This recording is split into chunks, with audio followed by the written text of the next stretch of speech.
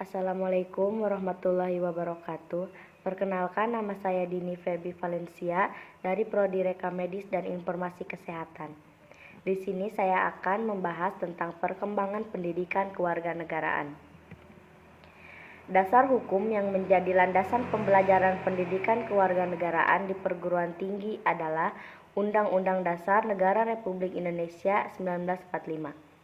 Undang-Undang Nomor 20 Tahun 2003 tentang Sistem Pendidikan Nasional dan Undang-Undang Nomor 12 Tahun 2012 tentang Pendidikan Tinggi serta Peraturan Menristek Dikti Nomor 44 Tahun 2015 tentang Kurikulum Pendidikan Tinggi.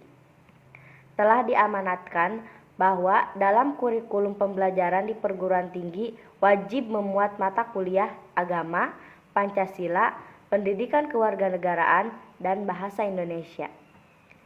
Asal muasal pendidikan kewarganegaraan berawal dari keberadaan sintesis atau merger dari dua substansi mata kuliah pokok, yaitu yang pertama, pendidikan moral Pancasila atau yang disingkat PMP, pendidikan Pancasila dan kewarganegaraan. Kedua, kewiraan. Keduanya dilaksanakan secara terpisah pada jenjang pendidikan yang berbeda juga. Pendidikan moral Pancasila atau PMP, pendidikan Pancasila dan kewarganegaraan diberikan kepada siswa mulai jenjang pendidikan sekolah dasar atau SD sampai jenjang pendidikan sekolah lanjutan tingkat atas atau SLTA. Di beberapa perguruan tinggi ada yang menggabungkan pendidikan Pancasila dan kewarganegaraan, sedangkan kewiraan yang lazim disebut sebagai pendidikan pendahuluan bela negara PPBN tahap awal diberikan pada jenjang pendidikan tinggi. Seiring dengan perkembangan zaman, terutama tuntutan reformasi di segala bidang, pada akhirnya mempengaruhi eksistensi dari kedua substansi mata kuliah tersebut. Sebagai konsekuensi logis, maka diadakan evaluasi dan koreksi total terhadap seluruh konteks materi pembelajaran, sehingga menimbulkan beberapa penyederhanaan. Oleh karena harus disesuaikan dengan keadaan, situasi, kondisi, dan aspirasi masyarakat yang berkembang terutama pada awal era reformasi tahun 1998. Selanjutnya, pembelajaran pendidikan moral Pancasila (PMP) digabung dengan pendidikan kewarganegaraan, sehingga berubah nama menjadi pendidikan Pancasila dan kewarganegaraan yang pembelajarannya diberikan pada jenjang pendidikan SD sampai dengan SLTA. Sementara kewiraan berubah nama menjadi pendidikan kewarganegaraan yang diajarkan di perguruan tinggi dan terpisah dengan pendidikan Pancasila. Rekrutmen tenaga pendidik, para guru yang menempuh mata pelajaran PMP berasal dari guru kelas untuk jenjang pendidikan SD dan guru mata pelajar yang berlatar belakang pendidikan S0 atau S1.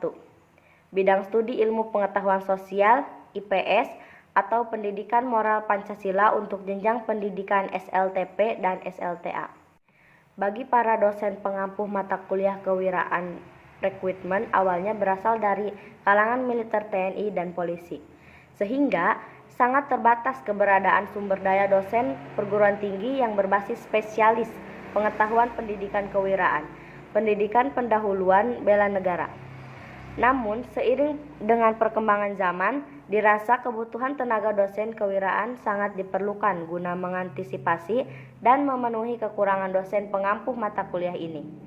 Menyikapi keterbatasan tenaga dosen kewiraan, maka Lembaga Ketahanan Nasional atau Lemhanas Indonesia bekerja sama dengan Direktorat Jenderal Pendidikan Tinggi, Ditjendikti, Kementerian Pendidikan dan Kebudayaan waktu itu, membuka program pendidikan calon dosen kewiraan atau disingkat Suscadoswir yang terbuka bagi kalangan perwira TNI, polisi, dan dosen PTN atau PTS di seluruh Indonesia yang memenuhi syarat untuk mendidik di Lemhanas menjadi dosen kewiraan. Maksud dan tujuan diadakannya KRES, program Suscadoswir Lemhanas adalah menambah dan memenuhi kebutuhan dosen kewiraan di PTN atau PTS, sekaligus untuk menghilangkan adanya image atau persepsi bahwa pembelajaran kewiraan sebagai bentuk doktrin militerisasi warga negara sebab para dosen atau staf pengajar berasal dari kalangan TNI dan polisi.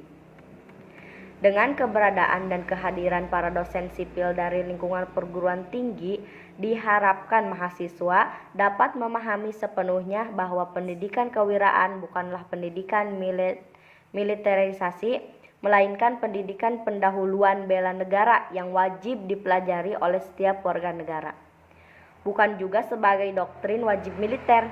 Keniscayaan setiap warga negara berhak dan wajib bela negara merupakan amanat Undang-Undang Dasar Negara Republik Indonesia tahun 1945, pasal 30 ayat 1. Oleh sebab itu, semua warga negara Indonesia tanpa terkecuali mempunyai hak dan kewajiban membela negara Indonesia. Image dan kritik terhadap keberadaan pembelajaran kewiraan di perguruan tinggi semakin berkembang dan tajam dari waktu ke waktu, terutama berasal dari kalangan ilmuwan dan praktisi yang belum mengetahui secara menyeluruh dan mendalam tentang duduk persoalan dan esensi pembelajaran kewiraan. Sesungguhnya, esensi pembelajaran kewiraan adalah untuk membangun karakter bangsa dan pembentukan kepribadian mahasiswa agar menjadi ilmuwan dan atau profesional yang memiliki rasa kebangsaan, cinta tanah air, dan patriot sejati.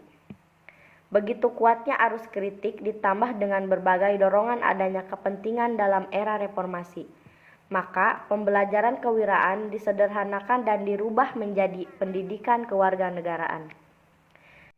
Sejak saat itu, banyak sekali terjadi distorsi baik terhadap pendidikan kewiraan maupun terhadap pendidikan moral Pancasila atau PMP, serta pendidikan Pancasila dan kewarganegaraan.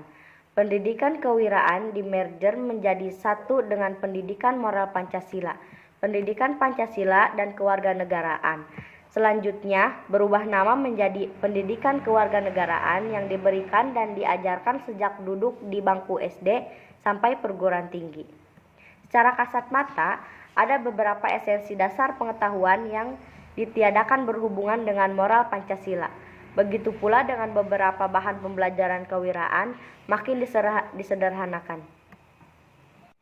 Semua pengetahuan yang dipandang tidak relevan lagi dengan kondisi objektif zaman harus segera ditiadakan, seperti materi pembelajaran keberadaan dwi fungsi ABRI atau ABRI langsung dihilangkan.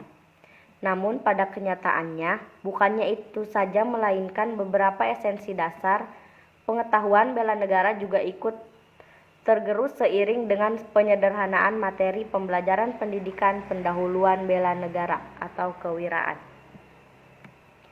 Hasilnya tentu sangat terasa. Semenjak adanya reformasi 1998, pengalaman terhadap nilai-nilai moral Pancasila makin menipis.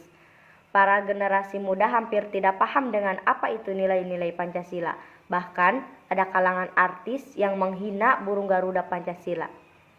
Singkatnya, nilai-nilai Pancasila semakin merosot tajam seiring dengan berjalannya reformasi dan makin terbuka lebar arus informasi, globalisasi, dan demokratisasi. Begitu pula tatanan pendidikan pendahuluan bela negara atau kewiraan, makin tipis pemahaman terhadap cinta tanah air, kesadaran berbangsa dan bernegara, serta rela berkorban. Berikut kompetensi pendidikan kewarganegaraan. Eksistensi, arah, dan tujuan yang hendak dicapai pembelajaran pendidikan kewarganegaraan di perguruan tinggi adalah untuk mewujudkan kompetensi. 1. Memperkuat soft skill untuk membentuk karakter keindonesiaan dalam menghadapi tantangan dan peluang yang makin kompleks di abad 21. Karakter keindonesiaan semakin menipis akibat adanya kompleksitas pengaruh arus globalisasi yang tidak bisa dibendung dan juga berkembangnya sosial media yang sulit dikontrol, sehingga mengotori serta mengkikis moralitas, mentalitas, kepribadian, nasionalisme, dan karakter bangsa Indonesia. Sedangkan abad ke-21 merupakan abad milenium ketiga, di mana setiap orang dipastikan sangat memerlukan soft skill yang mampu menghadapi peluang dan tantangan agar dapat hidup maju, berharkat, bermartabat, dan sejahtera, namun tidak meninggalkan ciri khas karakter keindonesiaan. Soft skill merupakan sikap dan kemampuan berkomunikasi dan berinteraksi adaptif dengan kemajuan ilmu pengetahuan dan teknologi, lingkungan global dan tuntutan zaman, sehingga mampu mengisi kehidupan dengan baik. Yang kedua, meningkatkan kemampuan daya pikir, rasa, dan perilaku yang bermartabat dalam membangun karakter bangsa dan lingkungan. Transfer pengetahuan atau knowledge, perbaikan sikap mental dan kepribadian bangsa atau attitude, serta penguatan soft skill merupakan keniscayaan bagi bangsa Indonesia.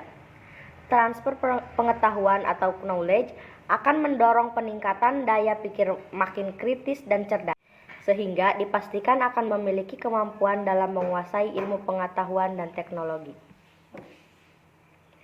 Perbaikan sikap mental dan kepribadian bangsa atau attitude menumpuk sikap yang kuat terhadap rasa cinta tanah air, nasionalisme, dan rela berkorban untuk bangsa dan negara. Penguatan soft skill mendorong terciptanya peluang dan kesempatan kerja, membangun dunia kerja, bisnis industri, perdagangan, dan lainnya. Setiap mahasiswa yang menempuh pendidikan tinggi dipastikan memilih salah satu disiplin ilmu dan mendalami keilmuan pada bidang yang dipilih. Ihwal tersebut berkaitan erat transfer pengetahuan soft skill, dan technical skill. Sedangkan untuk membangun karakter bangsa diperlukan perbaikan sikap mental dan kepribadian atau attitude yang mempertebal semangat kebangsaan. Oleh sebab itu, sangat penting untuk mendalami pengetahuan pendidikan kewarganegaraan. Yang ketiga, memantapkan kepribadian serta konsisten untuk mewujudkan rasa kebangsaan dan cinta tanah air sepanjang hayat. Dulu, kepribadian bangsa Indonesia sangat terkenal di dunia sebagai bangsa yang bermartabat, memiliki kesatuan, keramah tamahan, penyabar, peduli, ulet, tangguh, rukun, harmonis, dan agamis. Arus euforia reformasi sehingga mengkikis dan meluluhlantahkan nilai-nilai kepribadian bangsa yang sudah melekat seperti bangsa yang digambarkan di atas. Di samping faktor di atas, masih ada faktor yang menjadi pemicu tergerusnya kepribadian bangsa yang cenderung menjelma menjadi kebalikannya, tidak sesuai dengan nilai-nilai dan norma-norma ketimuran khususnya bangsa Indonesia. Antara lain, dalam waktu bersamaan terjadi gelombang globalisasi yang melanda dunia tanpa terkecuali negara Indonesia. Globalisasi memang telah menembus tembok-tembok terisolasian dunia, bangsa dan masyarakat, sehingga pada satu sisi mempengaruhi mentalitas dan moralitas bangsa yang cenderung menjadi degradasi. Namun di sisi lain memberikan manfaat bagus juga, yaitu makin terbuka luasnya kompetensi ekonomi, percepatan transfer pengetahuan dan teknologi ke seluruh dunia. Fakta ini telah mendorong terjadinya perubahan sosial dan budaya bagi negara-negara berkembang, termasuk negara Indonesia. Perubahan ini pada akhirnya dapat dipastikan menyentuh ranah kepribadian bangsa, merubah cara pandang, sikap, dan perilaku manusia Indonesia. Sekian yang bisa saya sampaikan, kurang lebihnya mohon maaf. Wassalamualaikum warahmatullahi wabarakatuh.